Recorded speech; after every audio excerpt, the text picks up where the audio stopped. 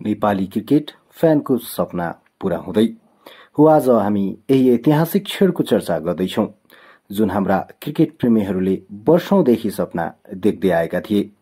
नेपाल अहिले टी20 अन्तर्राष्ट्रिय खेलमा वेस्ट इन्डिज जस्तो विश्व विजेता टिमसँग भिड्दैछ।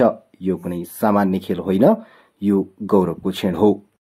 वेस्ट इन्डिज त्यो टिम हो जसले विश्व क्रिकेटमा आफ्नो नाम सुनौलो अक्षरमा लेखेको छ र अब उनीहरू सामु नेपालको टिम जोश जुनून र जसले गर्दा आज सम्पूर्ण नेपालीहरू गर्व महसुस गरिरहेका छन्।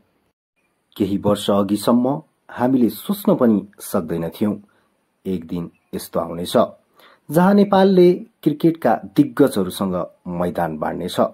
यो केवल एउटा खेल होइन, यो त नेपाली क्रिकेटको एक युगान्तकारी मोड हो। कप्तान रोहित पौडेलको नेतृत्वमा नेपाली टिम आज जितभन्दा ठूलो कुरा इज्जत इन्स्पिरेसन्सको लागि खेल्नेछ।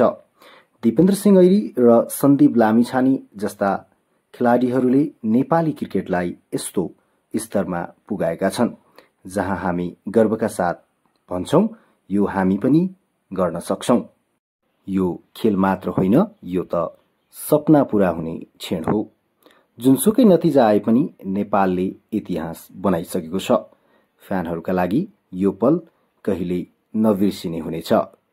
हामी नेपाली हो, हामी पछि हट्दैनौं र यो खेलले पनि फेरि प्रमाणित गर्यो क्रिकेटको मैदानमा पनि नेपाल अब कसैको छाया होइन, उज्यालोमा उभिएको छ। यदि तपाई पनि यो ऐतिहासिक क्षणको हिस्सा हुन चाहनुहुन्छ भने यो भिडियो लाइक गर्नुहोस्, शेयर गर्नुहोस् अनि हाम्रो च्यानल सब्स्क्राइब गर्न नबिर्सिनुहोला। जय नेपाल, जय क्रिकेट।